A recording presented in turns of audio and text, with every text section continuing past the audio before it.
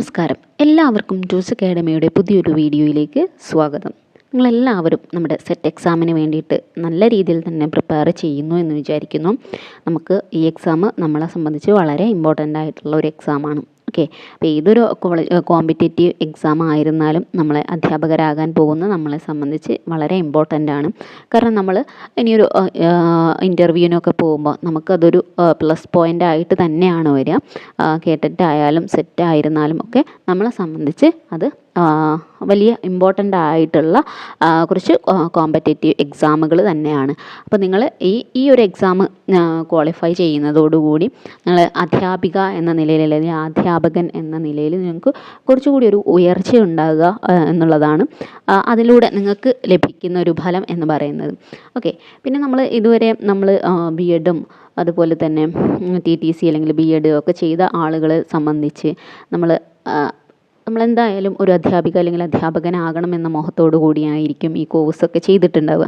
അപ്പോൾ അതിൻ്റെ ഭാഗം തന്നെയാണ് ഈ ഒരു കോമ്പറ്റേറ്റീവ് എക്സാമുകളും എന്നുള്ള രീതിയിൽ നിങ്ങളെടുത്തിട്ട് നല്ല രീതിയിൽ തന്നെ ഈ ഒരു എക്സാമിനായിട്ട് നിങ്ങൾ പ്രിപ്പയർ ചെയ്യാം. അപ്പോൾ നമ്മുടെ എക്സാമിന് വേണ്ടിയിട്ടുള്ള ലാസ്റ്റ് മിനിറ്റ് പ്രിപ്പറേഷനിലായിരിക്കും നിങ്ങളെല്ലാവരും തന്നെ എന്ന് വിചാരിക്കുന്നു. ഓക്കെ, അപ്പോൾ നമുക്ക് ഈ ഒരു എക്സാമിൽ നമുക്ക് ഏറ്റവും ഇമ്പോർട്ടൻ്റ് ആയിട്ട് വരും എന്ന് തോന്നുന്ന കുറച്ച് ചോദ്യങ്ങൾ നിങ്ങളുടെ മുന്നിൽ പരിചയപ്പെടുത്തുകയാണ് ഈ വീഡിയോയിലൂടെ ചെയ്യുന്നത്. അപ്പോൾ സെറ്റ് മലയാളവുമായി ബന്ധപ്പെട്ടിട്ടുള്ള കുറച്ച് ക്വസ്റ്റ്യൻസ് ആണ് നമ്മൾ ഈ ഒരു വീഡിയോയിലൂടെ ഡിസ്കസ് ചെയ്യുന്നത്. അപ്പോൾ ഈ ചോദ്യങ്ങൾ നിർബന്ധമായിട്ടും വരും എന്ന് പറയാൻ കാരണം നമ്മുടെ പ്രീവിയസ് ആയിട്ടുള്ള കുറച്ച് ക്വസ്റ്റ്യൻ പേപ്പറുകൾ നിങ്ങൾ റെഫർ ചെയ്യുകയാണെങ്കിൽ നിങ്ങൾക്ക് മനസ്സിലാവും.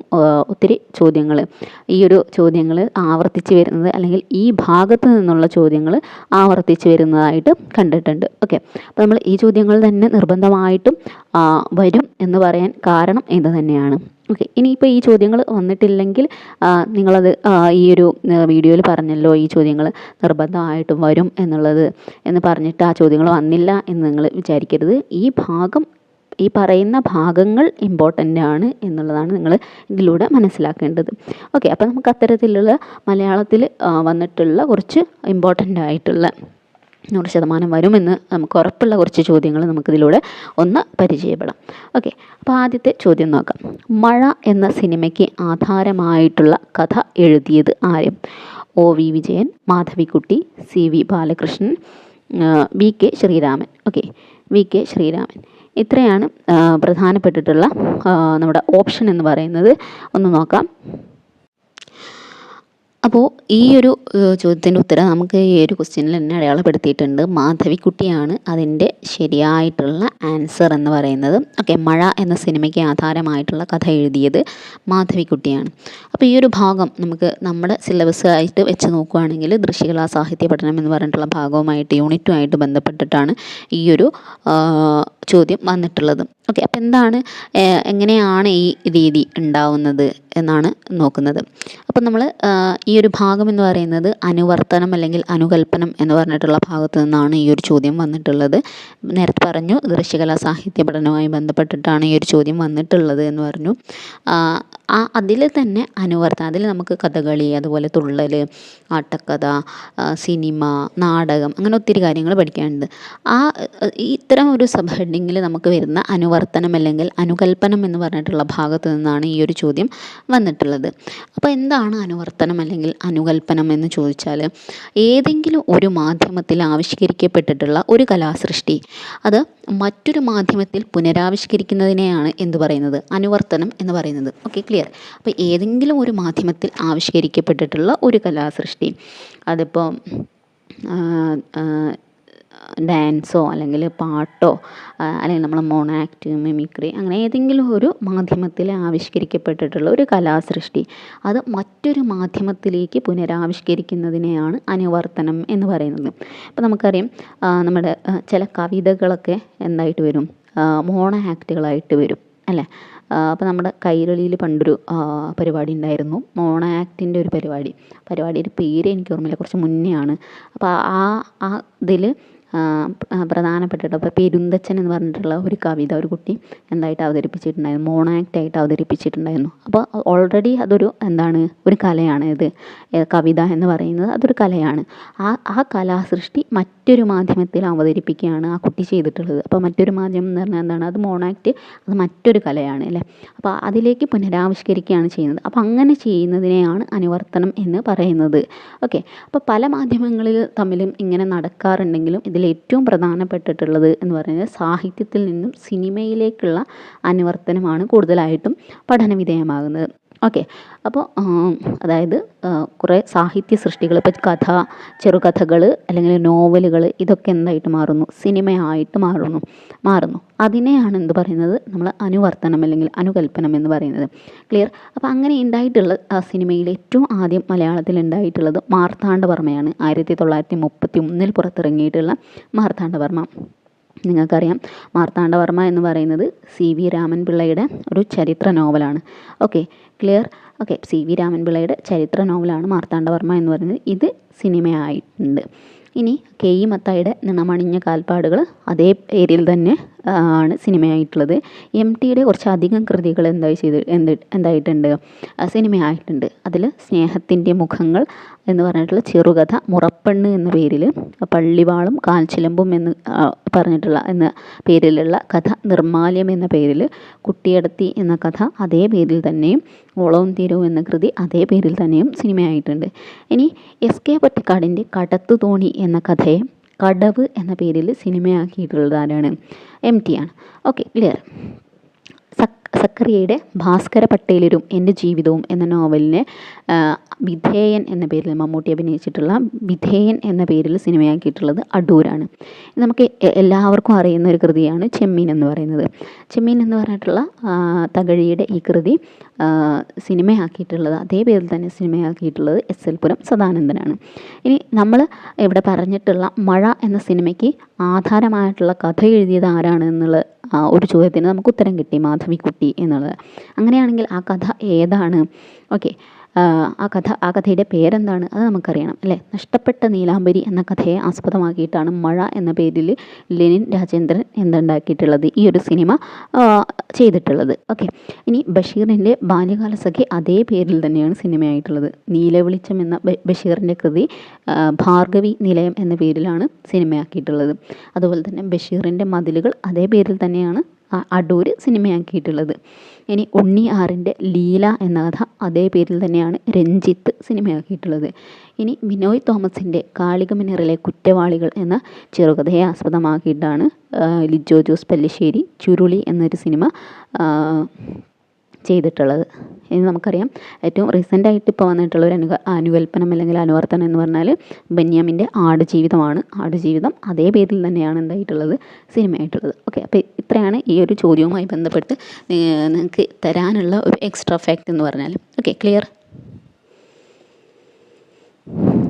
ഇനി അടുത്തത് വ്യാകരണവുമായി ബന്ധപ്പെട്ടിട്ടുള്ള ഒരു ചോദ്യമാണ്. ഈ ചോദ്യങ്ങൾ ഉറപ്പായിട്ടും വരുന്ന, കാരണം എല്ലാ ചോദ്യ പേപ്പറുകളിലും ഉള്ള വ്യാകരണവുമായി ബന്ധപ്പെട്ടിട്ടുള്ള ഒരു ചോദ്യത്തിൻ്റെ പാറ്റേൺ ഏതാണെന്ന് ചോദിച്ചാൽ നിങ്ങൾക്ക് തരാനുള്ള ഒരു പാറ്റേൺ ഈ രീതിയാണ്. ഓക്കെ. ഇതെന്ന് പറഞ്ഞാൽ നമ്മൾ സാധാരണ രീതിയിൽ നമ്മൾ സന്ധി, സമാസം ഇതൊക്കെ നമ്മൾ പഠിക്കുന്ന ആളുകളാണ് അല്ലേ. അപ്പോൾ നമുക്ക് കേവലം കേട്ടിനൊക്കെ വരുന്ന പോലെ നേരിട്ട് ചോദിക്കുകയല്ല ചെയ്യുന്നത്. സെറ്റിന് ചോദിക്കുന്നത് ആ രീതിയിലല്ല. ഓക്കെ. നമുക്ക് ചോദിക്കുന്നത് ലീലാതിലകവും അതുപോലെ തന്നെ ARൻ്റെ കേരള പാണിനിയും കമ്പയർ ചെയ്തിട്ടുള്ള ഒരു രീതിയാണ് നമുക്ക് ചോദിക്കുന്നത്. അപ്പോൾ നമ്മൾ ലീലാതിലകത്തിൽ പറഞ്ഞിട്ടുള്ള സന്ധിവിധികളും അതുപോലെ തന്നെ കേരള പാണിനീയത്തിൽ പറഞ്ഞിട്ടുള്ള സന്ധിവിധികളും തീർച്ചയായിട്ടും പഠിച്ചു വെക്കണം. ഓക്കെ. അപ്പോൾ നമ്മൾ ഏതെങ്കിലും ഒരെണ്ണം മാത്രം പഠിച്ചതുകൊണ്ട് നമുക്കിത് മനസ്സിലാക്കണമെന്നില്ല. ആദ്യം നമ്മൾ പഠിക്കേണ്ടത് നമ്മുടെ കേരള പാണിനീയത്തിൽ നമ്മൾ പറയുന്ന 4 സന്ധിവിധികളാണ്. ഇപ്പോൾ ആഗമസന്ധി, ആദേശസന്ധി, ലോപസന്ധി, ദ്വിത്വസന്ധി. ഈ 4 എണ്ണം നമ്മൾ വളരെ ക്രിസ്റ്റൽ ക്ലിയർ ആയിട്ട് പഠിച്ചു കഴിഞ്ഞാൽ മാത്രമാണ് നമുക്ക് ലീലാതിലകത്തിലെ സന്ധി സൂത്രങ്ങൾ കൂടി നമുക്ക് ഇതിനോട് യോജിച്ച് പഠിക്കാൻ കഴിയുള്ളൂ. ഓക്കെ. അപ്പോൾ ലീലാതിലകം എന്ന് പറഞ്ഞാൽ നിങ്ങൾക്കറിയാം സംസ്കൃതമാണ്. അപ്പോൾ സംസ്കൃതമൊക്കെ നമുക്ക് ഓർത്ത് വയ്ക്കാൻ പറ്റുമോ എന്നുള്ള ഒരു ചോദ്യം നിങ്ങളുടെ മുന്നിലുണ്ടാവും. ഓക്കെ. ഒരു കുഴപ്പമില്ല. നമ്മൾ പഠിച്ചിട്ടുള്ള അതായത് നമ്മൾ മുൻപേ പഠിച്ചിട്ടുള്ള ARൻ്റെ ഒരു സന്ധി വിഭജനം നമ്മൾക്ക് വളരെ ഹൃദിസ്ഥമാണെങ്കിൽ നമുക്ക് ഈ ഒരു ലീലാതിലകത്തിലെ ഈ സൂത്രങ്ങൾ നമുക്ക് ഇതിനോട് ചേർത്ത് വെച്ച് പഠിക്കാവുന്നതേ ഉള്ളൂ. ക്ലിയർ? അപ്പോൾ ചോദ്യം നോക്കാം. മൺ പ്ലസ് തീതു മണ്ടീതു എന്നാകുന്നത് ഏത് സന്ധി പ്രകാരമാണ്? അപ്പോൾ നമുക്കിത് നമ്മൾ ARൻ്റെ സന്ധികൾ വെച്ച് നോക്കുകയാണെങ്കിൽ നമുക്കിത് ആദേശസന്ധിയിലാണ് ഈ ഒരു ഉദാഹരണം പെടുന്നത്. ഓക്കെ, മൺ പ്ലസ് തീതു മണ്ടീതു എന്നാവുന്നത്. ക്ലിയർ? അപ്പം നമ്മൾ കൺ പ്ലസ് നീർ കണ്ണീർ എന്നാകുന്നത് ഏത് സന്ധി വിധിപ്രകാരമാണ്? ആദേശസന്ധി വിധിപ്രകാരമാണ്. സെയിം രീതി തന്നെയാണ് ഇവിടെ ചോദിച്ചിട്ടുള്ള ഈ ചോദ്യത്തിനും ഉള്ളത്. ഓക്കെ, അപ്പോൾ നമുക്ക് ആദേശസന്ധി എന്താണ് എന്ന് നമുക്കറിയാം. ഒരു വർണ്ണം പോയിട്ട് മറ്റൊരു വർണ്ണം വരുന്നതിനെയാണ് നമ്മൾ ആദേശസന്ധി എന്ന് പറയുന്നത്. ഇവിടെ നോക്കൂ, മൺ പ്ലസ് തീതു നമ്മൾ മണ്ടീതു എന്നാക്കുന്ന സമയത്ത് ഇവിടെ ഉള്ള ഇൻ എന്നുള്ളത് ഇവിടെയുള്ള ഓരോ അക്ഷരങ്ങളും നമുക്ക് തന്നിട്ടുള്ള ഉൽപ്പന്നത്തിലും ഉണ്ടോ നോക്കണം. മാ എന്നുള്ള അക്ഷരം ഇവിടെയുണ്ട് അല്ലേ? തു എന്നുള്ള അക്ഷരം ഇവിടെയുണ്ട് അല്ലേ? ഇനി ഇൻ എന്നുള്ള അക്ഷരം ഇൻ അല്ലെങ്കിൽ ന എന്നുള്ള അക്ഷരം ഇവിടെയുണ്ട് അല്ലേ? നായും ന് പ്ലസ് ട ആണ് എന്താവുന്നത്? ഡ ആവുന്നത്. അപ്പോൾ അവിടെ ന ഇവിടെയുണ്ട്. ഇനി ഇവിടെ ഇല്ല, പുതിയൊരു അക്ഷരം ഇവിടെ ഏതാണുള്ളത്? പുതിയൊരു അക്ഷരം ഇവിടെയുള്ളത് ട എന്നുള്ള അക്ഷരമാണ്. അതായത് ഈ ട എന്നുള്ള അക്ഷരമാണ് പുതിയൊരു അക്ഷരമായിട്ട് വന്നിട്ടുള്ളത് അല്ലേ? ഇനി ഇതിലില്ലാത്ത അക്ഷരം ഏതാണ്? ഇല്ലാത്ത അക്ഷരം നോക്കാം നമുക്ക്. ഈ അക്ഷരമാണ് നമുക്ക് എവിടെ ഇല്ലാത്തത്? നമുക്ക് തന്നിട്ടുള്ള ഈ ഒരു ഉൽപ്പന്നത്തിൽ ഇല്ലാത്തത് അല്ലേ? അപ്പോൾ ഈ അക്ഷരം പൂർണ്ണമായിട്ടും ഇവിടെ നിന്ന് പോയിട്ട് ഏതക്ഷരം കടന്നു വരികയാണ് ചെയ്തിട്ടുള്ളത്? ഈ ട എന്നുള്ള ഈ അക്ഷരം ഇങ്ങോട്ട് കടന്നു വരുമ്പോഴാണ് ഡ എന്നായിട്ട് മാറുന്നത്. ക്ലിയർ?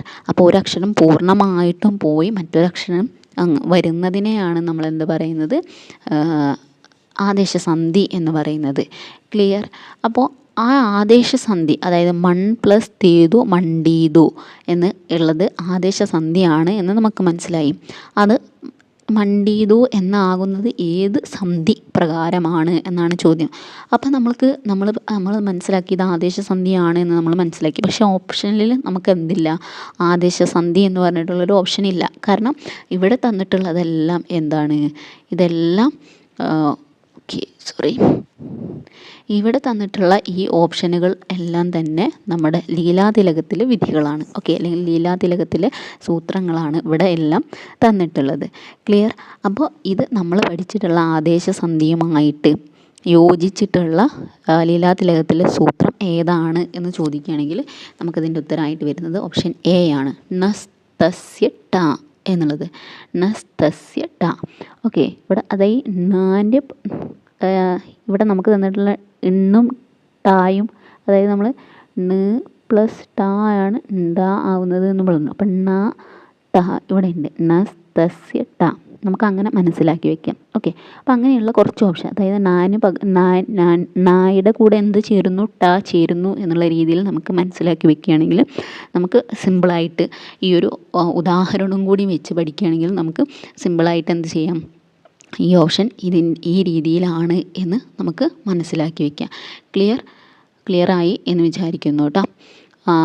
ഇനി നമുക്ക് ഇതിൽ വരുന്ന കുറച്ച് സൂത്രങ്ങൾ നിങ്ങൾക്ക് വളരെ എളുപ്പം നമുക്ക് ഒന്ന് മനസ്സിലാക്കി വയ്ക്കാൻ വേണ്ടി മാത്രം കുറച്ച് സൂത്രങ്ങൾ പറഞ്ഞു തരാം. ഓക്കെ, അതായത് നമുക്ക് ചോദിച്ചിട്ടുള്ള കുറച്ച് സൂത്രങ്ങളാണ് പറയുന്നത്. ഇപ്പോൾ കോ ചില്ലോബ എന്ന് പറഞ്ഞിട്ടുള്ള ഒരു സൂത്രം, അതായത് ഇതിൻ്റെ ഉദാഹരണം വരുന്നത് നമുക്ക് നമ്മുടെ ഒരു പ്രീവിയസ് ക്വസ്റ്റ്യൻ പേപ്പറിൽ ചോദിച്ചിട്ടുള്ള ഒരു ചോദ്യമാണ്. വട്ടം പ്ലസ് പലക വട്ടപ്പലക എന്ന് പറയുന്നത്. വട്ടം പ്ലസ് പലക വട്ടപ്പലക. അവിടെ എന്ത് ചെയ്യാം? ചില സമയത്ത് നമുക്കിവിടെ മകാരലോപം, അതായത് ടം ടം എന്ന് പറയുമ്പോൾ എന്നുള്ളൊരു എന്നുള്ളൊരു ശബ്ദമല്ലേ, ആ ലോപം അവിടെ അങ്ങനെയും ലോപിക്കാം. അല്ലെങ്കിൽ പരമായിട്ടുള്ള പരം എന്ന് പറഞ്ഞാൽ ഇത് പൂർവമാണ്. ആദ്യത്തെ ഭാഗം പൂർവം, രണ്ടാമത്തെ ഭാഗം പരം. നമ്മൾ പിരിച്ചിരുന്ന സമയത്ത് അങ്ങനെയാണ് പൂർവപദവും പരപദവും അങ്ങനെയാണ് പറയുന്നത്. അപ്പോൾ പരമായിട്ട് വരുന്ന അനുസ്വാരത്തിന് ശേഷം പരമായിട്ട് വരുന്ന നമ്മുടെ കവർഗം എന്ന് പറഞ്ഞിട്ടുള്ള, അല്ലെങ്കിൽ ആ വർഗാക്ഷരങ്ങളിലെ തപ്പ ഇതിനെന്ത് സംഭവിക്കാം, ദ്വിത്വവും സംഭവിക്കാം എന്നാണ് പറയുന്നത്. അതായത് വട്ടം പലക എന്നുള്ളത് നമുക്ക് വട്ടപ്പലക എന്ന് വരുന്നതിൻ്റെ സൂത്രം ഏതാണ്? ക്വ ചില്ലോബ എന്നുള്ളതാണ്. ക്ലിയർ? ഇനി നമുക്ക് ഈ ഭാഗത്ത് ഇത് രണ്ടുമാണ് നമുക്ക് പ്രധാനമായിട്ട് ഈ ഭാഗത്ത് ചോദിച്ചിട്ടുള്ളത്. ഇനി മറ്റൊന്ന് ലോപസന്ധിയുടെ ഒരു സൂത്രം കൂടി പറയാം. ലോപശ്ച നമുക്കറിയാം. ലോപശ്ച പറഞ്ഞാൽ ലോപസന്ധിയാണെന്ന് നമുക്കിത് തന്നെ കിട്ടും. തണുപ്പ് പ്ലസ് ഉണ്ട് തണുപ്പുണ്ട് എന്ന് പറയുന്നത്, തണുപ്പ് പ്ലസ് ഉണ്ട് തണുപ്പുണ്ട് എന്ന് പറയുന്നത്. ക്ലിയർ? അത്രയാണ് നമുക്കിതിൽ പ്രധാനമായിട്ടും വന്നിട്ടുള്ള കുറച്ച് സൂത്രങ്ങൾ എന്ന് പറയുന്നത്. ക്ലിയർ? ഇനി നമ്മൾ പറയുന്നത് കേരള സംസ്കാരവുമായി ബന്ധപ്പെട്ടിട്ടുള്ള കുറച്ച് കാര്യങ്ങളാണ്. ഇത് നിർബന്ധമായിട്ടും നിങ്ങൾ പഠിക്കണം. കാരണം ഇതെല്ലാ ചോദ്യപേപ്പറിലും നമ്മൾ കേരള സംസ്കാരവുമായി ബന്ധപ്പെട്ട് വന്നിട്ടുള്ള പ്രധാനപ്പെട്ടുള്ള ഒരു ചോദ്യമാണ്. ഇതേ രീതിയിൽ തന്നെയാണ് ചോദ്യങ്ങൾ ചോദിക്കുന്നത്. ഓക്കെ, അപ്പോൾ ചോദ്യങ്ങൾ ചോദിക്കുന്നത് പറഞ്ഞാൽ നമ്മുടെ കേരളവുമായി ബന്ധപ്പെട്ടിട്ടുള്ള കുറച്ച് കലാപങ്ങൾ, പ്രധാനപ്പെട്ടിട്ടുള്ള സംഭവങ്ങളുണ്ടല്ലോ, അതിൻ്റെ വർഷങ്ങൾ ഇതുപോലെ നമുക്ക് എന്ത് ചോദിക്കാം, ഇതെന്താ പറയുക, ചേരുംപടി ചേർക്കുക എന്നുള്ള രീതിയിലാണ് ചോദിക്കുന്നത്. ക്ലിയർ? അപ്പോൾ നമുക്ക് ഓരോ ഒന്നോ രണ്ടോ സംഭവങ്ങളുടെ കാര്യങ്ങൾ നമുക്ക് തീർച്ചയായിട്ടും അറിഞ്ഞെങ്കിൽ മാത്രമാണ് നമുക്ക് എന്ത് ചെയ്യാൻ കഴിയുള്ളൂ, ഈ ഒരു ശരിയായ ഗണം കണ്ടെത്താൻ നമുക്ക് കഴിയുള്ളൂ. അപ്പോൾ നമുക്ക് നോക്കാം. നായർ പട്ടാളം ലഹള ഏത് വർഷമാണ്? അപ്പോൾ എനിക്കറിയില്ല നായർ പട്ടാളം ലഹള ഏത് വർഷമാണെന്ന് എനിക്കറിയില്ല. പക്ഷെ എനിക്കറിയാവുന്ന രണ്ട് കാര്യങ്ങൾ, ഒന്ന് കുറിച്യർ ലഹളയും ഒന്ന് ചാന്നാർ ലഹളയുമാണ്. ഓക്കെ, അപ്പോൾ കുറിച്യർ ലഹള 1812 കുറിച്യർ ലഹള എന്ന് എനിക്കറിയാം. അതുപോലെ തന്നെ ചാന്നാർ ലഹള 1859 അല്ലെങ്കിൽ 1858. ഈ രണ്ട് ഓപ്ഷനിൽ ഏതെങ്കിലും ഒരു ഓപ്ഷനായിരിക്കും നമുക്ക് തന്നിട്ടുണ്ടാവുക ആണ് എന്ന് എനിക്കറിയാം. ഇനി നമുക്ക് നോക്കൂ, ഏതെങ്കിലും ഇപ്പം എനിക്ക് ആകെ രണ്ടെണ്ണേ അറിയുള്ളൂ. അപ്പോൾ നമുക്ക് നോക്കുകയാണ് ഈ വർഷങ്ങൾ യോജിച്ചിട്ടുള്ള ഓപ്ഷൻ ഏതാണ് എന്ന് നോക്കാം. അപ്പോൾ ആദ്യം നമ്മൾ നോക്കുന്നത് ഓപ്ഷൻ ബിയുടേതാണ്. അതായത് ബി എന്ന് പറഞ്ഞിട്ടുള്ളതിൻ്റെയാണ്. കുറിച്യർ ലഹള 1812 എന്ന് വരുന്ന 1812 നാലാമത്തെ ഓപ്ഷനായിട്ടാണ് വരുന്നത് അല്ലേ. അപ്പം ബി 4 എന്ന് വരുന്ന ഓപ്ഷൻ ഏതൊക്കെയാണ് എന്ന് നമുക്ക് നോക്കാം. അപ്പോൾ ആദ്യത്തേൽ B4 എന്ന് വരുന്നുണ്ട്. അപ്പോൾ ഒന്നുകിൽ ഇതാകാം. ഇനി B4 വരുന്ന ഓപ്ഷൻ ഇനിയുണ്ടോ? ഇല്ല. അപ്പോൾ നമുക്ക് ഈ 4 ഓപ്ഷനുകളും ഈ 3 ഓപ്ഷനുകളും നമുക്ക് എന്ത് ചെയ്യാം, കട്ട് ചെയ്യാം. അപ്പോൾ നമുക്ക് ഒന്നറിഞ്ഞാൽ ഒന്ന് സേഫാണ് എന്ന് ഞാൻ പറയില്ല. മിനിമം 2 എണ്ണമെങ്കിലും നമ്മൾ അറിഞ്ഞെങ്കിൽ മാത്രമാണ് നമുക്ക് ഇങ്ങനെയുള്ള ചോദ്യങ്ങൾ എന്ത് ചെയ്യാൻ പറ്റുള്ളൂ, ആൻസർ ചെയ്യാൻ കഴിയുള്ളൂ. ക്ലിയർ? അപ്പോൾ നമുക്ക് ഇവിടെ തന്നിട്ടുള്ളതിൽ ഓക്കെ പറഞ്ഞു, B4 എന്നുള്ള ഓപ്ഷൻ വരുന്നത് ഒന്നേ ഉള്ളൂ എന്ന് പറഞ്ഞു. അപ്പം നമുക്ക് ഉത്തരം കിട്ടി. ഓപ്ഷൻ എ ആണ് ഇതിൻ്റെ ഉത്തരമെന്ന്. ഇനി എനിക്കറിയാവുന്ന മറ്റൊരു ഓപ്ഷൻ ഏതാണ്? ചാന്നാർ ലഹള 1859 അല്ലെങ്കിൽ 58 എന്നുള്ള ഒരു ഓപ്ഷൻ കൂടി എനിക്കറിയാം. നോക്കൂ, ഇതിൽ 58 തന്നിട്ടുള്ളത്. ചാന്നാർ ലഹള C2 എന്നുള്ള ഓപ്ഷൻ. അപ്പോൾ B4 C2 എന്നുള്ള ഓപ്ഷൻ ഇവിടെയുണ്ട് അല്ലേ. ഇനി C2 എന്നുള്ള ഓപ്ഷൻ ഒന്നുകിൽ നമുക്ക് C2 എന്നുള്ള ഓപ്ഷൻ മാത്രമേ അറിയുള്ളൂ, ചാന്നാർ ലഹള മാത്രമേ അറിയുള്ളൂ എങ്കിൽ നമ്മൾ ആകെ പെട്ടുപോകും. നോക്കൂ, C2 എന്നുള്ള ഓപ്ഷൻ ഒന്ന് ഇവിടെയുണ്ട്, അതുപോലെ തന്നെ ഡി ഓപ്ഷനും ഉണ്ട്. അപ്പം അങ്ങനെ രണ്ട് ഒരേ ഓപ്ഷൻ വരുന്ന സമയത്ത് നമുക്ക് എന്താവും, നമ്മൾ അത്ര സേഫല്ല. അപ്പം മിനിമം 2 എണ്ണമെങ്കിലും നമ്മൾ അറിഞ്ഞിരിക്കണം എന്നുള്ളതാണ്. ക്ലിയർ? ഓക്കെ, അപ്പോൾ നമുക്ക് ഇതിന്ന് എന്തെല്ലാം കിട്ടി?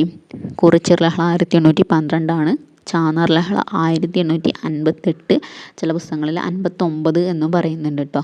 ഓക്കെ, അതുകൊണ്ടാണ് ഞാൻ 2 ഇയർ ഇവിടെ മെൻഷൻ ചെയ്തിട്ടുള്ളത്.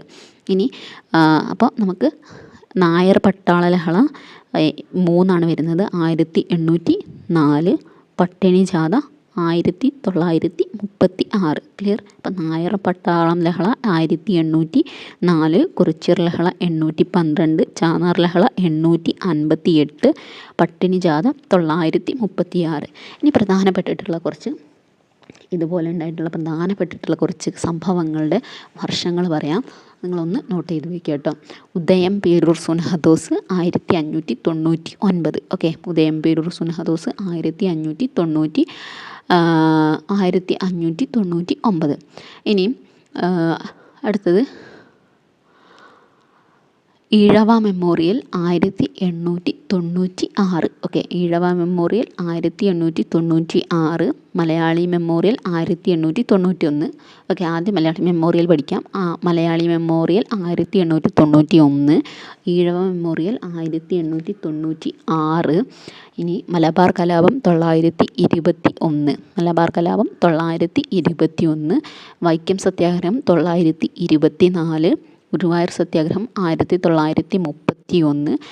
ഗുരുവായൂർ സത്യാഗ്രഹം 931, അതായത് 1931. ക്ഷേത്രപ്രവേശന വിളംബരം 1936. ക്ഷേത്രപ്രവേശന വിളംബരം 936. നിവർത്തന പ്രക്ഷേപം 932. 1932. ഇനി പുന്നപ്ര വയലാർ സമരം 1946. പുന്നപ്ര വയലാർ സമരം 936. ഇനി 1721 ആറ്റിങ്ങൽ കലാപം. 1721 ആറ്റിങ്ങൽ കലാപം. 1750 തൃപ്പടിദാനം. 1793 93 to 97 ഒന്നാം പഴശ്ശി വിപ്ലവം. 1800 to 1805 രണ്ടാം പഴശ്ശി വിപ്ലവം. 1931 യാചനായാത്ര. 931 തന്നെയാണ് നമ്മൾ ഗുരുവായൂർ സത്യാഗ്രഹവും പറഞ്ഞത്. 931 യാചനായാത്ര. 941 കയ്യൂർ സമരം. 947 പാലിയം സമരം. 959 വിമോചന സമരം. ഓക്കെ, അപ്പോൾ പ്രധാനപ്പെട്ടിട്ടുള്ള കുറച്ച് കലാപങ്ങൾ അല്ലെങ്കിൽ സംഭവങ്ങളുടെ വർഷങ്ങളാണ് പറഞ്ഞിട്ടുള്ളത്, ഓർത്ത് വയ്ക്കുക.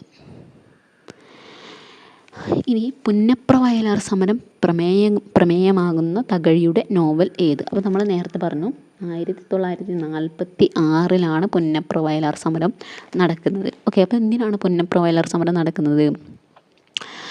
സ്വതന്ത്ര തിരുവിതാംകൂർ വാദത്തിനും അമേരിക്കൻ മോഡൽ ഭരണത്തിനും എതിരെയാണ് തിരുവിതാംകൂറിൽ എന്ത് നടക്കുന്നത്? പുന്നപ്ര വയലാർ സമരം നടക്കുന്നത്. ഓക്കെ, 1936 പുന്നപ്ര വയലാർ സമരം തിരുവിതാംകൂറിൽ നടക്കുന്നത്. അമേരിക്കൻ മോഡൽ തിരുവിതാംകൂറിൽ നടപ്പിലാക്കിയ ദിവാനായ CP രാമസ്വാമി അയ്യർക്കെതിരെയാണ് ഈ ഒരു സമരം നടക്കുന്നത്. ഓക്കെ, അപ്പോൾ അതുകൊണ്ട് തന്നെ ഇതിൻ്റെ മുദ്രാവാക്യം എന്ന് പറയുന്നത് അമേരിക്കൻ മോഡൽ അറബിക്കടലിൽ എന്നതാണ്. ക്ലിയർ. അപ്പോൾ ഈ ഒരു സമരവുമായി ബന്ധപ്പെട്ട് ഈ സമരം പ്രമേയമായിട്ട് തകഴി ഒരു നോവൽ രചിച്ചിട്ടുണ്ട്. അതേതാണ് എന്നുള്ളതാണ് ചോദ്യം. രണ്ടിടങ്ങഴി, തലയോട്, തൂട്ടിയുടെ മകൻ, ഏണിപ്പടികൾ. അപ്പോൾ നമുക്ക് ഇതിൻ്റെ ഉത്തരമായിട്ട് വരുന്നത് തലയോടാണ്. ക്ലിയർ. തലയോട്. രണ്ടിടങ്ങഴി, തലയോട്, തൂട്ടിയുടെ മകൻ, ഏണിപ്പടികൾ. ഇതിൽ തലയോടാണ് പ്രധാനപ്പെട്ടിട്ടുള്ള ഇതിൻ്റെ പ്രമേയമായി വരുന്ന പുന്നപ്ര വയലാർ സമരം പ്രമേയമായി വരുന്ന നോവൽ എന്ന് പറയുന്നത്. അപ്പോൾ ഈ ചോദ്യം ഈ ഭാഗത്തു നിന്ന് ഈ ചോദ്യമാണ് വരിക എന്നുള്ളതല്ല പറയുന്നത്. ക്ലിയർ. അതായത് നമുക്ക് ചോദിക്കുന്ന ഭാഗം എന്ന് പറഞ്ഞാൽ നോവൽ, അതിൻ്റെ പ്രമേയം എന്നുള്ള രീതിയാണ് ഇവിടെ നിങ്ങൾക്ക് വരാവുന്ന മോഡൽ എന്ന് പറയുന്നത്. അപ്പോൾ ആ മോഡൽ നിങ്ങളെ പരിചയപ്പെടുത്താൻ വേണ്ടിയിട്ടാണ് ഇങ്ങനെ ഒരു ചോദ്യം വെച്ചിട്ടുള്ളത്. ക്ലിയർ. അപ്പോൾ ഏതെങ്കിലും ഒരു പ്രമേയം തരും, അത് ഇന്ന ഏത് നോവലിലെയാണ് എന്ന് ചോദിക്കും. അല്ലെങ്കിൽ ഒരു നോവൽ തരും, അതിൽ പ്രമേയം ഏതാണ് എന്നുള്ള രീതിയിൽ ചോദിക്കും. അത്തരത്തിലുള്ള ചോദ്യങ്ങൾ നമ്മുടെ ക്വസ്റ്റ്യൻ പേപ്പറിൽ വന്ന് കണ്ടിട്ടുണ്ട്. Okay, clear. ഇനി ഇതുമായി ബന്ധപ്പെട്ടുള്ള മറ്റൊരു ചോദ്യം കൂടി പറയാം. പുന്നപ്ര വയലാർ സമരം പ്രമേയമാകുന്ന കേശവദേവിൻ്റെ നോവലാണ് ഉലക്ക. ഓക്കെ, ഉലക്ക. അത് തകഴിയുടെ നോവൽ ഏതാണെന്ന് ചോദിച്ചാൽ പുന്നപ്ര വയലാർ സമരം പ്രമേയമാകുന്ന തകഴിയുടെ നോവൽ ഏതാണെന്ന് ചോദിച്ചാൽ തലയോടാണ്. കേശവദേവിൻ്റെ നോവൽ ഏതാണെന്ന് ചോദിച്ചാൽ ഉലക്ക. ഓക്കെ, കേശവദേവിൻ്റെ നോവലാണ് ഉലക്ക. അപ്പം നമുക്ക് ഈ ഭാഗത്തു നിന്ന് വരുന്ന ചോദ്യം എങ്ങനെയുള്ളതാണെന്ന് നിങ്ങൾക്ക് മനസ്സിലായോ? ഒരു പ്രമേയം തരും, ആ പ്രമേയം ഏത് കൃതിയുമായി, ഇപ്പം നോവൽ അല്ലെങ്കിൽ ചെറുകഥ ഏത് ഭാഗത്തു നിന്നും വരാം. ഈ രീതിയിലുള്ള ഒരു ചോദ്യം ഏത് ഭാഗത്തു നിന്നും വരാം. Okay, clear? ഇനി അടുത്തത് നമുക്ക് നമ്മുടെ സിദ്ധാന്തങ്ങൾ, സാഹിത്യ സിദ്ധാന്തങ്ങളുമായി ബന്ധപ്പെട്ടിട്ടുള്ളൊരു ഭാഗമാണ് ഈ ചോദ്യം എന്ന് പറയുന്നത്. നേരത്തെ നമ്മൾ പറഞ്ഞതുപോലെ തന്നെ ശരിയായ ഗണം അല്ലെങ്കിൽ ചേരുംപടി ചേർക്കുക എന്ന് പറഞ്ഞിട്ടുള്ള ഭാഗവുമായി ബന്ധപ്പെട്ടിട്ടാണ് നമുക്ക് ഇങ്ങനെയൊരു ചോദ്യം വരുന്നത്. അപ്പോൾ അതിൽ നമുക്ക് നേരത്തെ പറഞ്ഞതുപോലെ മിനിമം 2 എണ്ണമെങ്കിലും നമ്മൾ അറിഞ്ഞെങ്കിൽ മാത്രമാണ് നമുക്ക് ഇങ്ങനെയൊരു ചോദ്യത്തിന് ഉത്തരം എഴുതാൻ കഴിയുള്ളൂ. ക്ലിയർ? അപ്പോൾ ഇതെന്താണെന്ന് മനസ്സിലായോ? ഇത് കൃതികളും അതിൻ്റെ എഴുത്തുകാരുമാണ്. അതായത് സാഹിത്യ സിദ്ധാന്തങ്ങളുമായി ബന്ധപ്പെട്ടിട്ടുള്ള കൃതികൾ, അത് എഴുതിയ എഴുത്തുകാർ, ആ രീതിയിലാണ് ഇവിടെ തന്നിട്ടുള്ളത്. ആദ്യം കൃതികളും രണ്ടാമത് അതിൻ്റെ എഴുത്തുകാരുമാണ് തന്നിട്ടുള്ളത്. ക്ലിയർ? അപ്പോൾ നമുക്ക് അഭിനയ ദർപ്പണം, രസഗംഗാധരം, സാഹിത്യ ദർപ്പണം, സരസ്വതി ഖണ്ഡാഭരണം. ഇതിൽ നമ്മൾ തീരെ കേൾക്കാത്തൊരു കൃതി എന്ന് പറഞ്ഞാൽ ഓപ്ഷൻ ഡി ആയിരിക്കും. നമുക്ക് കേൾക്കാത്തൊരു സരസ്വതി ഖണ്ഡാഭരണം എന്ന് പറയുന്നൊരു കൃതിയായിരിക്കും നമ്മൾ കേൾക്കാത്തൊരു കൃതി എന്ന് പറയുന്നത്. എങ്കിലും മറ്റ് 3 കൃതികളും നമുക്ക് സുപരിചിതമായിട്ടുള്ള കൃതികൾ തന്നെയാണ്. നമുക്ക് നോക്കാം. നേരത്തെ പറഞ്ഞതുപോലെ തന്നെ ഇപ്പം ഞാൻ പറയുകയാണ്, എനിക്കിവിടെ ഓപ്ഷൻ ബി മാത്രമേ അറിയുള്ളൂ. രസഗംഗാധരം ജഗന്നാഥ പണ്ഡിതരാണ് എന്ന് എനിക്കറിയാം. ബി 4 എന്നുള്ള ഓപ്ഷൻ എനിക്കറിയാം. ഇനി സാഹിത്യ ദർപ്പണം C2, അതായത് വിശ്വനാഥനാണ് സാഹിത്യ ദർപ്പണം, അതും എനിക്കറിയാം. നമുക്ക് B4 C2 എന്ന് വരുന്ന ഓപ്ഷൻ ഏതൊക്കെയാണ് എന്ന് നമുക്ക് നോക്കാം. Option A3 B4 C2. അപ്പോൾ ഞാൻ ഇവിടെ എൻ്റെ ഓപ്ഷൻ ഇവിടെ കറക്റ്റാകുന്ന ഒരു ഓപ്ഷൻ കിട്ടി. ഇത് നമുക്ക് B3 ആണ് വരുന്നത്, B1 ആണ് വരുന്നത്, B3 ആണ് ഇവിടെ വരുന്നത്. ഓക്കെ, അപ്പോൾ ഇതിലെ ഓപ്ഷൻ എ ആണ് ഇതിൻ്റെ ശരിയായിട്ടുള്ള ആൻസർ എന്ന് പറയുന്നത്. ക്ലിയർ? അപ്പോൾ ഈ രീതിയിൽ നിങ്ങൾക്ക് ഓപ്ഷൻ കട്ട് ചെയ്യാൻ അറിയണം. കട്ട് ചെയ്യാന്ന് പറഞ്ഞാൽ നമുക്ക് മിനിമം 2 എണ്ണമെങ്കിലും അറിഞ്ഞാൽ മാത്രമാണ് ഈ രീതിയിൽ മറ്റ് ഓപ്ഷനുകൾ കട്ട് ചെയ്തിട്ട് നിങ്ങൾക്ക് ഈ ഒരു രീതി ഫോളോ ചെയ്യാൻ കഴിയുള്ളൂ. ക്ലിയർ? അപ്പോൾ നമുക്ക് നിങ്ങൾക്ക് അറിയാത്ത പുസ്തകങ്ങളാണെങ്കിൽ നമുക്ക് ഇവിടെ നിന്ന് തന്നെ പഠിച്ചു പോകാം. അഭിനയ ദർപ്പണം എന്ന് പറയുന്നത് നന്ദികേശ്വരൻ. അഭിനയ ദർപ്പണം നന്ദികേശ്വരൻ. ഇനി അതോടൊപ്പം തന്നെ നമുക്ക് പഠിക്കാം സാഹിത്യ ദർപ്പണം. രണ്ടും ദർപ്പണമാണല്ലോ. അഭിനയ ദർപ്പണമാകുമ്പോൾ നന്ദികേശ്വരൻ, സാഹിത്യ ദർപ്പണം വിശ്വനാഥൻ, രസഗംഗാധരം ജഗന്നാഥ പണ്ഡിതർ. ഗംഗാധരം ജഗന്നാഥ പണ്ഡിതർ. സരസ്വതി ഖണ്ഡാഭരണം ഭോജൻ. ആഭരണം ഭോജൻ. കണക്ട് ചെയ്തിട്ട് പഠിക്കുക കേട്ടോ. ഇങ്ങനെ എന്തെങ്കിലും കോഡോ അല്ലെങ്കിൽ സെയിം വാക്കുകൾ വരുന്നതോ സെയിം അക്ഷരങ്ങൾ വരുന്നതോ അല്ലെങ്കിൽ സെയിം ഉച്ചാരണങ്ങൾ വരുന്നതോ എന്നൊക്കെ ആയിട്ടുള്ള അതിലേക്ക് നിങ്ങളിത് കണക്ട് ചെയ്ത് പഠിക്കുക. അല്ലാതെ നമുക്ക് ഇതൊന്നും നമ്മുടെ മെമ്മറിയിൽ ഓർത്ത് വയ്ക്കാൻ പറ്റുമെന്ന് എനിക്ക് തോന്നുന്നില്ല.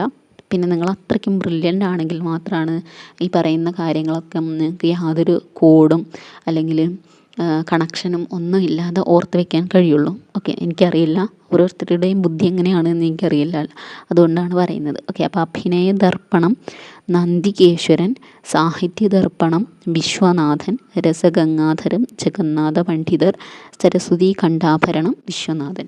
ഓക്കെ, ഇനി കുറച്ച് കൃതികൾ കൂടി നിങ്ങൾക്ക് നിങ്ങളുടെ അറിവിലേക്കായിട്ട് പറഞ്ഞു തരാം. നാട്യശാസ്ത്രം നമുക്കറിയാം, ഭരതമുനി അല്ലേ. നമ്മൾ ഉദയനാണ് താരത്തിൽ ജഗതി പറയുന്നുണ്ട്. നാട്യശാസ്ത്രത്തിൽ എന്താണ് ഭരതമുനി പറഞ്ഞിട്ടുള്ളത് എന്ന് ചോദിക്കുന്നുണ്ട് അല്ലേ ശ്രീനിവാസനോട്. അപ്പം നാട്യശാസ്ത്രം ഭരതമുനി. കാവ്യമീമാംസ രാജശേഖരൻ. കാവ്യാലങ്കാരം എന്ന പേരിൽ 3 പേര് കൃതികൾ എഴുതിയിട്ടുണ്ട്. ഭാമഹൻ, വാഗ്ഭടൻ, രുദ്രടൻ. ഓക്കെ, അപ്പോൾ ഓപ്ഷനിൽ ആരാണ് ഉണ്ടാവുക എന്ന് നമുക്കറിയില്ല. 3 ഓപ്ഷനുകളും പഠിച്ചു വയ്ക്കുക. ഭാമഹൻ, വാഗ്ഭടൻ, രുദ്രടൻ. കാവ്യാലങ്കാരം. ഇനി കാവ്യാലങ്കാര സൂത്രം വാമനൻ. ചില പുസ്തകങ്ങളിൽ കാവ്യാലങ്കാര സൂത്രവൃത്തി വൃത്തി എന്നുകൂടി ഉണ്ട് കേട്ടോ. അപ്പോൾ കാവ്യാലങ്കാര സൂത്രം അല്ലെങ്കിൽ കാവ്യാലങ്കാര സൂത്രവൃത്തി എന്ന് പറഞ്ഞാലും ഒന്ന് തന്നെയാണ് വാമനൻ. കാവ്യപ്രകാശം മമ്മടൻ, കാവ്യാദർശം ദണ്ഡി, വക്രോക്തി ജീവിതം കുന്തകൻ, ദശരൂപകം ധനഞ്ജയൻ, വ്യക്തിവിവേകം മഹിമഭട്ടൻ, രസഗംഗാധരം ജഗന്നാഥ പണ്ഡിതർ, സാഹിത്യദർപ്പണം വിശ്വനാഥൻ, ധ്വന്യാലോകം ആനന്ദവർദ്ധനൻ, കാവ്യാനുശാസനം ഹേമചന്ദ്രൻ, കാവ്യകൗതുകം ഭട്ടതൗതൻ, കാവ്യാലങ്കാര സംഗ്രഹം ഉദ്ഭടൻ, സരസ്വതി കണ്ഠാഭരണം ഭോജൻ, കവികണ്ഠാഭരണം ഔചിത്യ വിചാര ചർച്ച ക്ഷേമേന്ദ്രൻ, അഭിനവഭാരതി അഭിനവഗുപ്തൻ, ധ്വന്യാലോകലോചനം അഭിനവഗുപ്തൻ, ഹൃദയദർപ്പണം ഭട്ടനായകൻ. ഓക്കെ, അപ്പോൾ ദർപ്പണമുള്ള 3 പഠിച്ചു. അഭിനയദർപ്പണം നന്ദികേശനൻ, സാഹിത്യദർപ്പണം വിശ്വനാഥൻ, ഹൃദയദർപ്പണം ഭട്ടനായകൻ. ക്ലിയർ? അപ്പോൾ ഈ കൃതികളൊക്കെ ഒന്ന് പഠിച്ചു വയ്ക്കാം. ഇനി വ്യാകരണവുമായി ബന്ധപ്പെട്ടിട്ടുള്ളത് തന്നെയാണ്, നേരിട്ടുള്ളൊരു ചോദ്യമാണ്. പച്ചരി എന്ന പദത്തിൽ പ്രയുക്തമായിരിക്കുന്ന സന്ധി ഏതാണ്? സന്ധി നമ്മൾ അറിയണമെങ്കിൽ നമ്മൾ ആദ്യം ഇതിനെ പിരിച്ചെഴുതുമ്പോഴാണ് നമുക്ക് എന്തുണ്ടാവുന്നത്, ഇതിലേത് സന്ധിയാണ് ഉള്ളത് എന്ന് മനസ്സിലാവുള്ളൂ. ഓക്കെ, അപ്പോൾ പച്ചരി എങ്ങനെയാണ്? പച്ച പ്ലസ് അരി, പച്ച പ്ലസ് അരി പച്ചരി. അപ്പോൾ ഇതിൽ ഒരു അക്ഷരം ഇല്ലാതായി പോവുകയാണ് ചെയ്യുന്നത്. ഓക്കെ, പച്ച പ്ലസ് അരി. ഇപ്പം ച എന്നുള്ളത് നമ്മൾ അങ്ങനെ പിരിക്കുക, ച് പ്ലസ് ആ ച. ഓക്കെ, അപ്പോൾ പച്ചയിലെ ഏത് അക്ഷരങ്ങളാണ് നമ്മളിവിടെ പിരിക്കുന്നത്? ഞാൻ ഇവിടെ മാർക്ക് ചെയ്യാം കേട്ടോ, ഏതൊക്കെ അക്ഷരമാണ് പിരിക്കുന്നത്. അപ്പം ച എന്നുള്ള അക്ഷരത്തെ നമ്മൾ പിരിച്ച് ച് പ്ലസ് ആ എന്നാക്കി. ഓക്കെ, ച് പ്ലസ് ആ. ഇത് ച് എന്നുള്ളത് ശരിക്കും ച ശരിയായ രീതിയിൽ പിരിക്കാം, നിങ്ങൾക്ക് മനസ്സിലാകാൻ വേണ്ടിയിട്ടാണ് അങ്ങനെ പിരിച്ചത്. ച് പ്ലസ് ആ, 2 ച കൂടുമ്പോഴാണ് ആ ച എന്നാവുന്നത് അല്ലേ. പച്ച പ്ലസ് അരി, അരിയിലെ ആ. അപ്പോൾ 2 അക്ഷരം ഒരേപോലെ അടുത്തടുത്ത് വന്നു അല്ലേ. അതായത് 2 സ്വരങ്ങൾ ഒരുമിച്ച് വരുമ്പോൾ പച്ച അരി എന്ന് നമ്മൾ പറയേണ്ടി വരും. പച്ച അരി അല്ലേ. അപ്പോൾ പച്ച അരി എന്ന് പറയുന്നതിന് പകരം നമ്മൾ എന്ത് ചെയ്യുന്നു, ഇതിൽ ഒരക്ഷരം കളഞ്ഞിട്ട് എന്ത് ചെയ്യും, അല്ലെങ്കിൽ ചായിലെ ഈ ഒരു അക്ഷരം ആ എന്നുള്ള അക്ഷരം കളഞ്ഞിട്ട് നമ്മൾ ഈ ആ എന്നുള്ളത് ചായയോടുകൂടി ചേർത്തിട്ട് നമ്മൾ എന്ത് ചെയ്യും, പച്ചരി എന്ന് നമ്മൾ പറയും.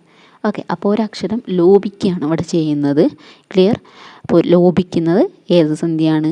ലോപസന്ധി. ഓക്കെ, അപ്പോൾ 2 വർണ്ണങ്ങൾ തമ്മിൽ ചേരുമ്പോൾ ഒരു വർണ്ണം ലോപിക്കുകയാണെങ്കിൽ അതിനെയാണ് ലോപസന്ധി എന്ന് പറയുന്നത്. ആദേശസന്ധി എന്ന് പറഞ്ഞാൽ നമ്മൾ നേരത്തെ പറഞ്ഞു, ഒരു വർണ്ണം പൂർണ്ണമായിട്ടും പോയി മറ്റൊരു വർണ്ണം കടന്നു വരുന്നതിനെയാണ് എന്ത് പറയുന്നത്, ആദേശസന്ധി എന്ന് പറയുന്നത്. ആഗമസന്ധി എന്ന് പറഞ്ഞാൽ ഒരു വർണ്ണം വരിക. നേരത്തെ ആദേശസന്ധിയും ഒരു വർണ്ണം വരിക തന്നെയാണ് ചെയ്യുന്നത്, പക്ഷേ മറ്റൊരു വർണ്ണം അവിടെ നിന്ന് എന്ത് ചെയ്യുന്നുണ്ട്, പോകുന്നുണ്ട്.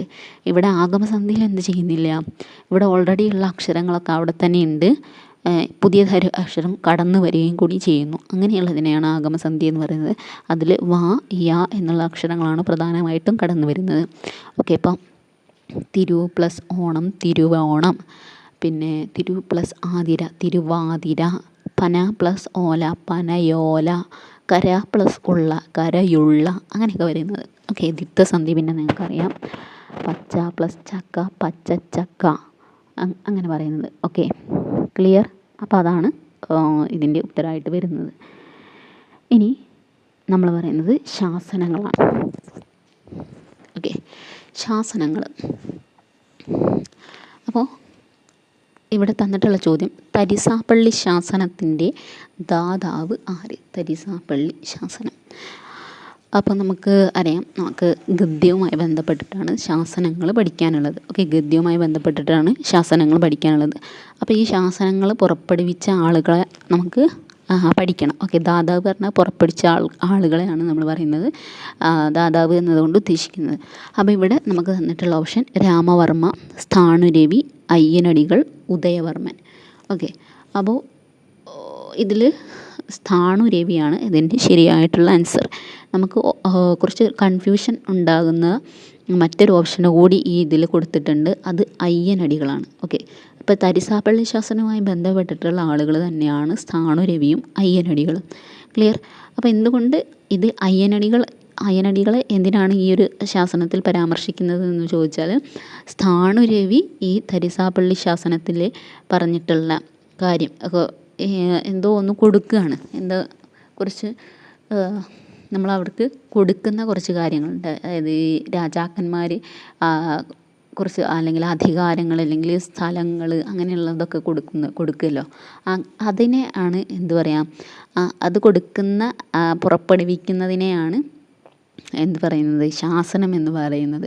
അതായത് വേണാട് രാജാവായിരുന്ന ഈ അയ്യനടികൾക്ക് കൊല്ലത്ത് തരിസാപ്പള്ളി പണിയാൻ ഭൂമിയും മറ്റും കൈമാറുന്നതിന് തയ്യാറാക്കിയിട്ടുള്ള ഒരു പ്രമാണമാണ് എന്ത്, തരിസാപ്പള്ളി ശാസനം എന്ന് പറയുന്നത്. ഓക്കെ.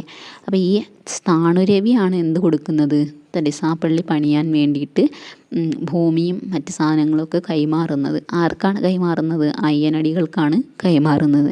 ക്ലിയർ. അപ്പോൾ ഇത് പുറപ്പെടുവിക്കുന്ന രാജാവ് സ്ഥാണുരവിയാണ്. അതായത് ഈ സാധനങ്ങളോ അല്ലെങ്കിൽ ഭൂമിയൊക്കെ കിട്ടുന്നത് ആർക്കാണ്, അയ്യനടികൾ തിരുവടികൾക്കാണ്. ക്ലിയർ. ഓക്കെ. അപ്പോൾ ഇനി നമുക്ക് ഇതുപോലെ കുറച്ച് ശാസനങ്ങളുടെ ദാതാക്കൾ ആരൊക്കെയാണ് എന്ന് നോക്കാം.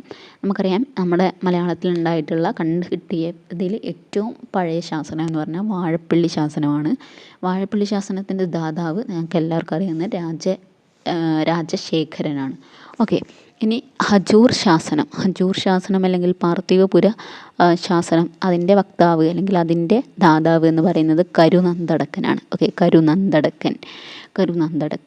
ഇനി പാലിയം ശാസനത്തിൻ്റെ ദാതാവ് വിക്രമാദിത്യ വരഗുണനാണ്. ഇനി വീരരാഘവ പട്ടയത്തിൻ്റെ ദാതാവ് എന്ന് പറയുന്നത് വീരരാഘവനാണ്. പേരിൽ നിന്ന് നമുക്ക് കിട്ടുന്ന അതാണ് വീരരാഘവൻ. ഇനി നമുക്ക് പറയാനുള്ളത് മാമ്പള്ളി ശാസനത്തിൻ്റെ ദാതാവ് എന്ന് പറയുന്നത് ശ്രീ വല്ലഭക്കോദയാണ്. ജൂതശാസനം ഭാസ്കര രവിവർമ്മൻ അല്ലെങ്കിൽ ഇരവിവർമ്മൻ എന്ന് പറഞ്ഞാലും കറക്റ്റാണ്. ഓക്കെ. ഭാസ്കര രവിവർമ്മ അല്ലെങ്കിൽ ഇരവിവർമ്മ. ചോക്കൂർ ശാസനം ഗോദരവിവർമ്മ. തൃക്കൊടിത്താനം ശാസനം ഭാസ്കര രവിവർമ്മൻ തന്നെയാണ്. ഓക്കെ. മാമ്പള്ളി ശാസനം നമ്മൾ പറഞ്ഞു ശ്രീ വല്ലഭൻ കോതയാണ് മാമ്പള്ളി ശാസനം. ക്ലിയർ. അടുത്തത് മൂഴിക്കുളം ശാസനം ഇന്ദുക്കോത. ഓക്കെ. ഇനി ഇതിനോടൊപ്പം പ്രധാനപ്പെട്ട് പഠിക്കാനുള്ള ഒന്ന് തന്നെയാണ് നമുക്ക് ഇതിൻ്റെ കാലഘട്ടങ്ങൾ, ഓരോ ശാസനത്തിൻ്റെയും കാലഘട്ടങ്ങൾ. അപ്പോൾ വാഴപ്പിള്ളി ശാസനം നമ്മൾ പറഞ്ഞു ഏറ്റവും കണ്ടുകിട്ടിയതിൽ ഏറ്റവും പഴയതാണ് വാഴപ്പിള്ളി ശാസനം എന്ന് പറഞ്ഞു. AD 832 അത് കിട്ടിയിട്ടുള്ളത്. AD 849 തരിസാപ്പള്ളി ശാസനം. ഹജൂർ ശാസനം AD 866. പാലിയം ശാസനം AD 898. ചോക്കൂർ ശാസനം AD 932. മാമ്പള്ളി ശാസനം AD 974. തൃക്കൊടിത്താനം ശാസനം AD 976. ജൂതശാസനം AD 1000. അപ്പോൾ ഏറ്റവും റീസെൻ്റായിട്ട് കിട്ടിയിട്ടുള്ളത് ജൂതശാസനമാണ് AD 1000. ഓക്കെ. ക്ലിയർ. ഇത്രയാണ് നമ്മൾ ശാസനങ്ങളുമായി ബന്ധപ്പെട്ട് പറയാനുള്ളത്. നമുക്ക് അടുത്ത ചോദ്യം നോക്കാം. ഓക്കെ. അടുത്തത് നമ്മൾ പറയുന്ന സാഹിത്യ സിദ്ധാന്തങ്ങളുമായി ബന്ധപ്പെട്ടിട്ടുള്ളതാണ്. അതായത് പൗരസ്ത്യ സാഹിത്യ സിദ്ധാന്തങ്ങളുമായി ബന്ധപ്പെട്ടിട്ടുള്ള പ്രധാനപ്പെട്ടിട്ടുള്ളൊരു ചോദ്യമാണ്. ഈ ചോദ്യം നമുക്ക് പലതവണയായിട്ട് നമ്മുടെ ക്വസ്റ്റ്യൻ പേപ്പറിൽ കണ്ടിട്ടുള്ള ചോദ്യമാണ്. നിങ്ങൾ ക്വസ്റ്റ്യൻ പേപ്പർ പരിശോധിച്ചാൽ നിങ്ങൾക്ക് മനസ്സിലാകും. അപ്പോൾ ഇത് ഇങ്ങനെ ഒറ്റയായിട്ടോ അല്ലെങ്കിൽ നേരത്തെ നമ്മൾ കണ്ടിട്ടുള്ള പോലെ ചേരുംപടി ചേർക്കുക എന്നുള്ള രീതിയിലോ ഒന്നിലധികം തവണ ചോദിച്ചിട്ടുള്ളതാണ്. ക്ലിയർ. ചോദ്യം നോക്കാം. രമണീയാർത്ഥ പ്രതിപാദക ശബ്ദ കാവ്യം എന്ന നിർവചനം ആരുടേതാണ്? അതായത് കാവ്യത്തിൻ്റെ നിർവചനം, കുറച്ചധികം നിർവചനങ്ങളുണ്ട്. ഇതൊക്കെ ആരാ പറഞ്ഞിട്ടുള്ളത് എന്നുള്ള രീതിയിലുള്ള ചോദ്യമാണ് വരുന്നത്. ഈ ഭാഗത്തു നിന്നൊക്കെ ഡയറക്റ്റായിട്ടുള്ള ചോദ്യങ്ങളാണ്. ഈ സാധനങ്ങളൊക്കെ നമ്മൾ കാണാപാഠം പഠിച്ചു കഴിഞ്ഞാൽ തന്നെ നമുക്കിതിന് ആൻസർ ചെയ്യാൻ പറ്റുന്ന രീതിയിലുള്ള ചോദ്യങ്ങളാണ് ഇതൊക്കെ. ഓക്കെ. അപ്പോൾ രമണീയാർത്ഥ പ്രതിപാദക ശബ്ദകാവ്യം എന്ന് പറഞ്ഞിട്ടുള്ള നിർവചനം ആരുടേതാണ്? ദണ്ഡി, ഭാമഹൻ, ആനന്ദവർദ്ധനൻ, ജഗന്നാഥ പണ്ഡിതർ. ഓക്കെ. ജഗന്നാഥ പണ്ഡിതരുടേതാണ് ഈ ഒരു നിർവചനം എന്ന് പറഞ്ഞിട്ടുള്ളത്. അദ്ദേഹം കാവ്യത്തെ നിർവചിച്ചത് ഇങ്ങനെയാണ്: രമണീയാർത്ഥ പ്രതിപാദക ശബ്ദ കാവ്യം. അതായത് രമണീയമായ അർത്ഥം പ്രതിപാദിക്കുന്നതാവണം കാവ്യം എന്നുള്ളതാണ് അതിൻ്റെ അർത്ഥം. അപ്പോൾ ജഗന്നാഥ പണ്ഡിതരുടെ ഒരു കൃതി നമ്മൾ നേരത്തെ പഠിച്ചു, രസഗംഗാധരം. ക്ലിയർ? അപ്പോൾ നമുക്ക് ഇതിലെ കുറച്ച് 1-2 പ്രധാനപ്പെട്ടിട്ടുള്ള കാവ്യ നിർവചനങ്ങൾ കൂടി ഒന്ന് നോക്കാം. ശബ്ദാർത്ഥവും സഹിതവും കാവ്യം. അങ്ങനെ പറഞ്ഞിട്ടുള്ളത് ഭാമഹനാണ്. ശബ്ദാർത്ഥവും സഹിതവും കാവ്യം. ശബ്ദാർത്ഥവും കാവ്യം എന്ന് പറഞ്ഞിട്ടുള്ളത് രുദ്രടനാണ്. നേരത്തെ പറഞ്ഞത് ശബ്ദാർത്ഥവും സഹിതവും കാവ്യം. സഹിതമുള്ളതാണെങ്കിൽ ഭാമഹൻ, സഹിതം ഇല്ലാത്തത് അതായത് ശബ്ദാർത്ഥവും കാവ്യം എന്ന് പറഞ്ഞിട്ടുള്ളത് രുദ്രടൻ. കാവ്യം ഗ്രാഹ്യമലങ്കാരാത് അങ്ങനെ പറഞ്ഞിട്ടുള്ളത് വാമനൻ. കാവ്യം ഗ്രാഹ്യമലങ്കാരാത് വാമനൻ. തദദോഷോ ശബ്ദാർത്ഥവും സദ്ഗുണവാനലങ്കൃതി പുനഃക്വാപി അങ്ങനെ പറഞ്ഞിട്ടുള്ളത് മമ്മടൻ. ക്ലിയർ? വാക്യം രസാത്മകം കാവ്യം വിശ്വനാഥൻ. സാഹിത്യദർപ്പണം എന്ന് പറഞ്ഞിട്ടുള്ള കൃതിയിലാണ് അങ്ങനെ പറഞ്ഞിട്ടുള്ളത്. ശബ്ദാർത്ഥ ശരീരം താവത് കാവ്യം ആനന്ദവർദ്ധനൻ. ഓക്കെ, പ്രധാനപ്പെട്ടിട്ടുള്ള നിർവചനങ്ങൾ മാത്രമേ പറഞ്ഞിട്ടുള്ളൂ. ഇനിയും നിർവചനങ്ങളുണ്ട്. ക്ലിയർ? ഓക്കെ, അപ്പോൾ ഇത്രയാണ് പ്രധാനമായിട്ടും നമുക്ക് വരും എന്ന് തോന്നുന്ന ചോദ്യങ്ങളാണ് നിങ്ങൾക്ക് മുമ്പിൽ ഇപ്പോൾ പ്രസൻറ്റ് ചെയ്തിട്ടുള്ളത്. അപ്പോൾ ഈ ഭാഗം അതായത് നമ്മൾ കടന്നു പോയിട്ടുള്ള ഈ ഭാഗങ്ങൾ നിങ്ങൾ വളരെ നന്നായിട്ട് തന്നെ നോക്കുക. അതിൽ തന്നെ നമുക്ക് വ്യാകരണം അതുപോലെ തന്നെ സിദ്ധാന്തങ്ങൾ ഈ ഭാഗങ്ങളൊക്കെ നമുക്ക് നമ്മൾ കാണാതെ പഠിച്ചാൽ പോലും അതേ രീതിയിൽ വരുന്ന ചോദ്യങ്ങൾ, അതേ രീതിയിൽ നേരിട്ട് തന്നെ ചോദിക്കുന്ന ചോദ്യങ്ങളാണ് ഈ ഭാഗത്ത് നിന്നൊക്കെ വരിക. Okay, clear? അപ്പോൾ നിങ്ങൾ അത്തരം ഭാഗങ്ങൾ നല്ല വൃത്തിയായിട്ട് വ്യക്തമായിട്ട് പഠിച്ചു പോവുക എന്നുള്ളതാണ്. ക്ലിയർ? അപ്പോൾ എല്ലാവർക്കും ഈ ഒരു സെറ്റ് എക്സാം ക്വാളിഫൈ ചെയ്യാൻ കഴിയട്ടെ എന്ന് ആശംസിക്കുന്നു. വീണ്ടും മറ്റൊരു വീഡിയോ ആയിട്ട് വരാം. Thank you.